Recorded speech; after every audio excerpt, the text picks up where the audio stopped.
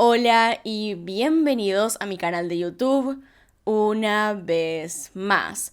Hoy tenemos el caso de Kalinka Bambersky. Si quieren ver más casos como este, ahí arriba en la que está en pantalla les dejo el resto de mis videos y acá abajo tienen mis redes sociales por si quieren seguirme en alguna de ellas. Así que sin más, comencemos.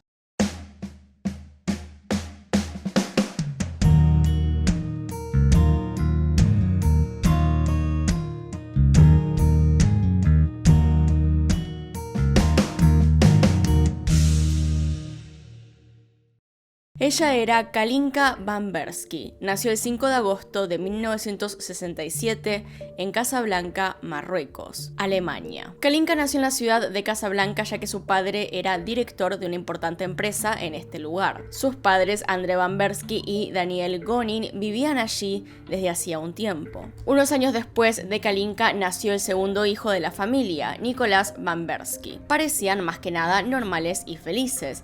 Estaban continuamente viajando de país en país debido al trabajo de André. André y Daniel eran franceses de nacimiento, aunque la familia de André era originalmente de Polonia, pero debido a las consecuencias de la Segunda Guerra Mundial tuvieron que reubicarse primero en Alemania y luego en Francia. André se desarrolló en el campo de la contabilidad y las finanzas y les fue muy bien. Conoció a Daniel en su juventud y se casaron, pero estando en Marruecos el matrimonio comenzó a decaer, sobre todo cuando Daniel conoció a Dieter Kronbach, un cardiólogo que trabajaba en la embajada alemana en Marruecos. Daniel y Kronbach comenzaron a verse a escondidas y mantuvieron una relación extramatrimonial en secreto durante varios años. Kronbach había estado casado, pero su esposa murió a los 24 años. Este romance prosiguió incluso cuando la familia se trasladó a la ciudad de Toulouse, en Francia. Generalmente se veían en Alemania, donde residía Kronbach. Para el año 1975, André y Daniel se terminan divorciando e inmediatamente Daniel comienza una relación oficial con Kronbach, con quien se casaría rápidamente. En este contexto, Kalinka creció como una chica más, era amable y divertida según la describían. Le iba muy bien en la escuela y realizaba varias actividades extracurriculares, en particular actividades que tuvieran que ver con hacer deporte. Llegada a su adolescencia y con los padres separados, iba rotando su estadía pasando los días de semana con su padre y luego los fines de semana con su madre y su padrastro. En el año 1982, con 14 años, Kalinka estuvo viviendo en Alemania. Durante la semana asistía a un internado en Freiburg y los fines de semana los pasaba en la casa de su madre en Lindau. La escuela a la cual asistía era de habla francesa, ya que a Kalinka se le dificultaba mucho hablar alemán, por lo que cuando estaba fuera de la escuela solía pasar la mayor parte del tiempo en su casa. En agosto volvería a Francia para vivir con su padre.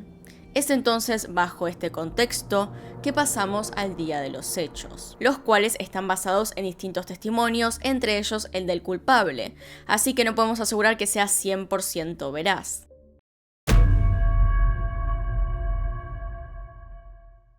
Era el 9 de julio de 1982. Era verano en Europa. Kalinka disfrutaba de sus vacaciones en casa de su madre y padrastro. Esa tarde estuvo haciendo windsurf en el lago Constanza, que estaba a orillas de la ciudad de Lindau. Kalinka estaba acostumbrada a hacer este tipo de deportes, como el surf y el esquí. Volvió a su casa cerca de las 5 de la tarde y según su madre dijo que no se sentía muy bien. Esa noche cenaron temprano cerca de las 8 de la noche y luego se fue a dormir. A las 10 de la noche se despertó para tomar un poco de agua y luego se quedó leyendo hasta medianoche cuando finalmente se fue a dormir. A la mañana siguiente, cuando Kronbach la fue a despertar e intentar moverla, notó que estaba dura. Inmediatamente se dio cuenta de que estaba muerta. Según el testimonio que dio luego a los médicos, cuando la encontró en ese estado le dio inyecciones de lo que hoy conocemos como niquetamida, antiguamente conocido como coramine. Esto fue para intentar reanimarla, ya que recordemos que Kronbach era médico. Finalmente llegaron los médicos y llevaron el cuerpo de Kalinka para hacerle una autopsia, porque claramente no había nada más que hacer. Su madre llamó a André, que estaba en Francia, para avisarle la terrible noticia. Él no podía creer cómo de un momento para otro su hija, que llevaba una vida sana, podía morir así sin aparente motivo alguno. Cuando este le preguntó qué había pasado, Cronbach ya había empezado a introducir sus teorías. Le decía a Daniel lo que pensaba que había pasado. La primera teoría era que tal vez tuvo un infarto producto de haber estado expuesta mucho tiempo al sol el día anterior. La otra teoría era de unas secuelas de efecto a largo plazo que le dejaron un accidente de auto que había tenido cuando era niña y que le provocaron contusiones en la cabeza, que actuaron un tiempo después. Como sea, cualquiera de las dos parecían difíciles de creer y serían rápidamente corroboradas o desmentidas con las autopsias, así que Daniel creía ciegamente en su esposo. Una de las primeras cosas que se sabe es que al dar su testimonio a la policía de lo que pasó, Cronbach agregó detalles que hasta ese momento no había dicho. Él dijo que la noche anterior a la muerte él había inyectado algo a Kalinka. No precisó bien qué era, pero era un compuesto con hierro. Dio dos versiones de por qué hizo esto. La primera fue que lo hizo como parte de un tratamiento para el bronceado de Kalinka, y la segunda es que era como parte de un tratamiento contra la anemia. Sea como sea, pese a haber cambiado de testimonio y no dar detalles de qué era lo que le había inyectado, esto no hizo sospechar en lo más mínimo a los investigadores, por alguna razón. Entonces llegó el momento de la autopsia.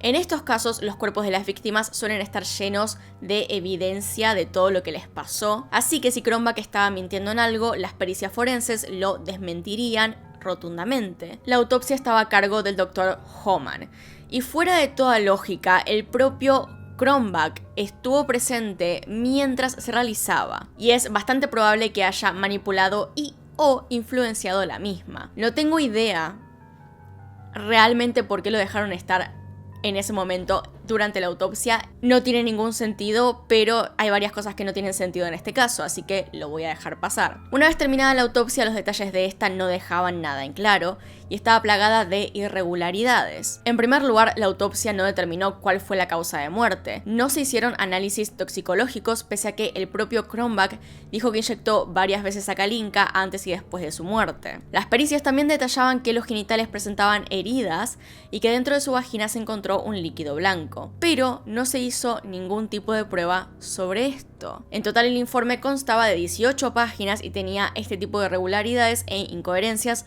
por todas partes. Las autoridades alemanas consideraban que no había nada sospechoso con este caso y lo cerraron como si hubiera sido una muerte natural. 3 días después de su muerte, el cuerpo de Kalinka fue enviado a Francia, donde fue enterrada en el cementerio de Toulouse, en una ceremonia a la que asistieron todos sus familiares y amigos, incluidos Cronbach y la madre de Kalinka. Nadie ahí podía creer lo que había sucedido.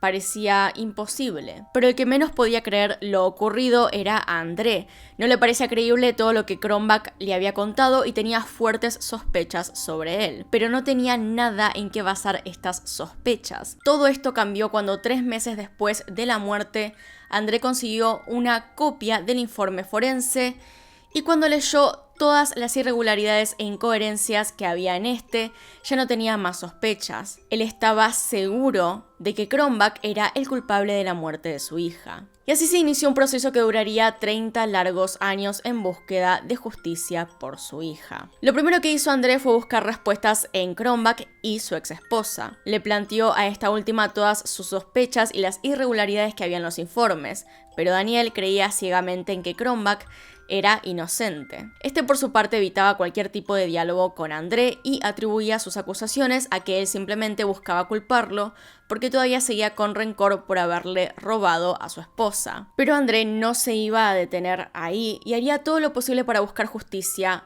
para Kalinka. Llegó a imprimir folletos en los que detallaba todas sus sospechas hacia Cronbach y las repartió en el pueblo donde vivía. Esto lo llevó a tener varias demandas por difamación e injurias. También intentó por todas las vías legales hacer que se reabriera el caso, pero los juzgados alemanes le negaban cualquier tipo de petición sobre esto. Parecía que Cronbach gozaba de cierta inmunidad. Sabiendo que no podría lograr nada en Alemania, comenzó a insistir a las autoridades de su propio país. Sin embargo, las investigaciones en ese lugar también fueron muy lentas y llenas de trabas legales provenientes de Alemania. Es recién en 1985, es decir, 3 años después de la muerte de Kalinka, que logran exhumarle el cuerpo para hacerle nuevos análisis. Como es evidente, debido a la gran cantidad de tiempo que pasó, el cuerpo estaba muy descompuesto y los análisis no arrojarían muchos resultados. Sin embargo, se pudo saber gracias a esto que los genitales de Kalinka habían sido retirados, probablemente en la primera autopsia. Cuando se solicitó a las autoridades alemanas información sobre esto, no dieron ninguna respuesta. Es decir, que simplemente los hicieron desaparecer sin ninguna consecuencia. André tenía ya suficientes pruebas como para por lo menos iniciar un proceso legal en contra de Cronbach. Sin embargo, poco podía hacer ya que en Alemania tenía total inmunidad e impunidad y no podía llevarlo a Francia para que sea juzgado. Durante varios años André fue a la casa de Cronbach para intentar convencerlo de que vaya a Francia y sea juzgado como es debido, cosa que obviamente jamás funcionó porque él jamás iba a querer ser juzgado, especialmente sin todos los cuidados que Alemania le daba. Entonces, en 1990, Daniel y Cronbach se separan debido a varias infidelidades por parte de él. Aún así, ella seguía creyendo que él era inocente, a pesar de haberle mentido varias veces todos esos años. Supongo que tampoco querés creer que tu esposo podría matar a tu hija. Es así como en 1995 sucede un hecho insólito, y es que André logra que Cronbach sea llevado a juicio en Francia, con un pequeño detalle, y es que el juicio fue llevado a cabo in absentia, es decir, Cronbach no estuvo presente en este juicio. Durante el proceso fue hallado culpable por el homicidio involuntario de Kalinka y condenado a 15 años de prisión. Aunque obviamente esto no sirvió de mucho ya que desde Alemania rechazaron el pedido de captura y en 2001 el Tribunal Europeo de Derechos Humanos anuló esta sentencia. La razón partió de distintos motivos, principalmente porque Cronbach no estaba presente durante el juicio y es una violación de sus derechos, ya que toda persona tiene justamente un derecho a defenderse. Es entonces que Cronbach, pese a su evidente inmunidad, siguió metiéndose en problemas. En 1997 se declaró culpable luego de que una joven de 16 años lo acusara de haberla drogado y violado en su consultorio. Et quand je me suis réveillée, il était sur moi, tout nu. D'abord, c'était un tel choc. J'étais sans voix. Je ne comprenais rien. Et puis j'ai essayé de bouger, mais je n'y arrivais pas. Je n'y arrivais pas. C'était l'effet de la piqûre. J'étais complètement paralysée.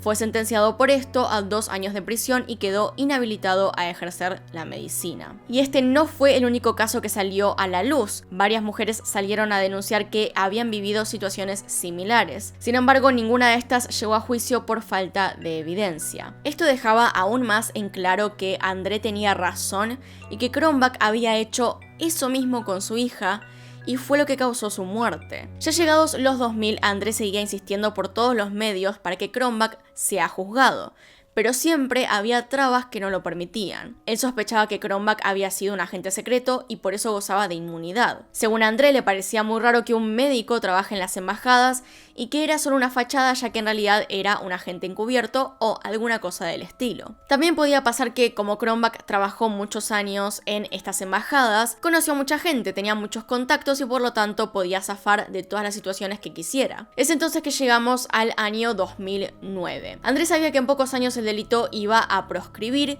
y ahí ya no tendría manera de llevar a Cronbach a juicio. Así que jugó sus últimas cartas: secuestrar a Cronbach y llevarlo a Francia para que sea enjuiciado por fin. A inicios de octubre del 2009, André se contactó con un hombre que, según él, había estado siguiendo el caso de Kalinka en internet y quería acabar con la impunidad de Cronbach. Juntos arreglaron así el secuestro de Cronbach. 10 días después, el 18 de octubre, Cronbach fue hallado en un callejón cerca de los tribunales en la ciudad de Mulhouse. Se encontraba maniatado y con varios golpes. Cuando André se enteró de esto, fue inmediatamente al lugar para que Cronbach no tenga la más mínima chance de escapar. Cronbach fue enviado a un hospital y luego a prisión a la espera del juicio. Por su parte, André también afrontaría cargos por secuestro. Sin embargo, nada de esto le importaba, ya que al fin, luego de casi 30 años, pudo lograr su objetivo. El juicio de Cronbach fue llevado a cabo en octubre del 2011, donde se lo halló culpable por el homicidio involuntario con intención de violación de Kalinka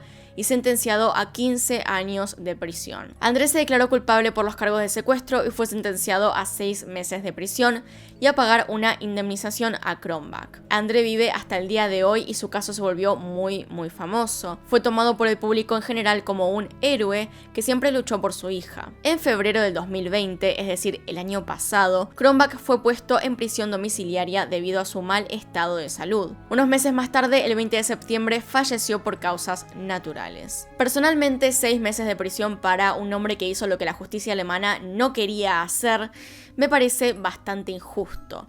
Pero bueno, díganme qué opinan ustedes con respecto a todo esto. ¿Conocían tal vez esta historia? ¿Sabían de algo similar? Díganme abajo en los comentarios. Y sin nada más que decir, hasta acá llegamos. Acá están mis Patreons y los miembros del canal. Gracias por apoyarme a través de esos medios. Tienen más información en la descripción si quieren saber de qué estoy hablando ahora. Y sin nada más que decir, acá tienen un video nuevo, acá tienen un video recomendado. Se pueden suscribir haciendo clic en mi cara y nos vemos en otro video. Adiós.